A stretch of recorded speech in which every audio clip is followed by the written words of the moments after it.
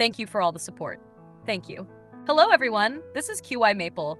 I believe many players are still torn between the permanent power and the seasonal power that resets every season, specifically how to allocate resources between them. Today, I'll explain the differences between the two in the most concise way possible. I want to clear things up from the root causes rather than just telling you what to do at every single stage. Without further ado, let's get right into it. This video is exclusively sponsored by QY Maple. What? You want a free ride? Well, leaving a free like works too, because it really means a lot to me. Thank you. The essence of permanent power and seasonal power, like the relationship between a base number and a multiplier. The better you develop your foundation, the larger your base number becomes. During the season, once amplified by the multiplier provided by seasonal power, your final power will be higher as well. 10,000 permanent power amplified by 10 times becomes 100,000. With the exact same 10x multiplier, 12,000 permanent power will result in 120,000 total power. Pretty easy to understand, right? Seasonal power works the same way. If your investment in material realms is less than others, and your gear level and relic level are lower than theirs, then your multiplier will decrease. 10,000 permanent power amplified by 8 times results in 80,000 final power. Even if your permanent power is 2,000 higher than someone else's, once you multiply 12,000 permanent power by 8, you still only get 96,000 total power. This is also quite easy to understand, right? Many players might want to ask, why was it that towards the end of Aqualis, permanent power and seasonal power were split half and half, yet the power displayed here shows a difference of nearly 10 times? The reason is actually very simple. It's purely because the later seasons last for a longer duration. As everyone has already noticed, the power provided by gear from each new dungeon is always higher than the power from the previous gear. And it doesn't scale linearly like going from 1 to 2, then to 3.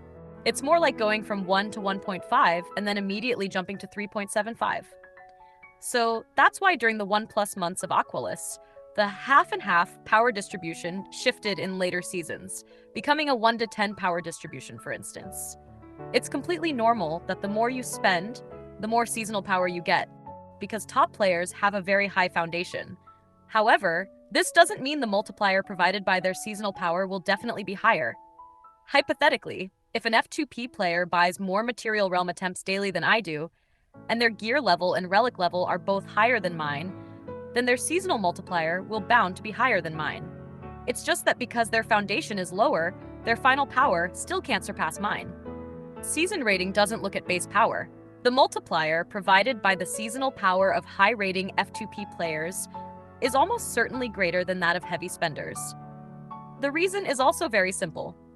It's purely because heavy spenders, even without using many seasonal resources, can still rely on their solid foundation to clear more maps. With a higher level, they can cruise through and get a higher rating than F2P players.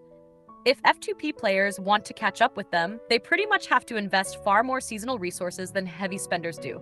Let's use the simple and crude formula from above as an example again. If a heavy spender with a foundation of 1 million has a final power of 10 million, then that is a 9x seasonal power multiplier. Easy to understand, right? If an F2P player with only 600,000 permanent power achieves a final power of 9 million, then even though their power is still 1 million lower than the heavy spenders, the resources they invested are way too much compared to the heavy spender. Because the difference in value here isn't 9 times, but 14 times. This should clear up the doubts for players hyper-focusing on base P2R. This might work early on, but later on, scaling seasonal power becomes inevitable, because daily idle rewards alone aren't enough for a decent gameplay experience. Most of the time, it can only be said to provide a guaranteed baseline gameplay experience. Because exchange prices vary by region, everyone's income is also uneven. Therefore, this is also why many players find it very strange. Even though they perform the exact same operations as some F2P masters, but the power is just not as high as theirs. This is one of the reasons. Simply because they earn more. Even when pulling for the exact same relics, they can simply pull more times per month than you. This situation becomes more obvious the later the region is. Even with the exact same gameplay progression, they might need to allocate a portion of their resources which were originally meant for their baseline power into season resources. How, then, should one balance the two? After saying so much, I believe this is what everyone cares about the most. To be absolutely honest, there really is no fixed or absolute balancing method for this. Let me give you a very, very, very simple example. If your income in a busy server's trading post is 50,000 Donium, then with the same playstyle, your foundation must almost certainly be higher than players with the same spending level who only earn 20,000 or 30,000 Donium monthly. By the same logic, if someone has a monthly income of 100,000 Donium or more, they have more room to maneuver between permanent power and seasonal power, and can even set aside extra resources for stats to increase their combat capability. Or, many people simply misallocate their resources, for example, dumping everything into gear, causing their gear level or base power to fall behind. As I just mentioned, even if you have high permanent power, once you neglect the objective multiplier boost brought by seasonal power, you will end up wearing 5 pieces of the latest red gear, yet still be a low-power, weak chicken. Your power might not even be as high as some F2P players in full orange gear. Actually, the best approach is to avoid specializing in only one subject. Patch up wherever you are lacking. Oh right, don't waste resources on areas that don't help much with power, like skill levels and Phantomon. The power they provide later on is clearly inferior to gear and relics, even if it looks like a lot in the early game. You can focus on relics in the early game, and when you see your gear power catching up to your relic power, shift your focus to gear. Try your best to achieve a relatively balanced state.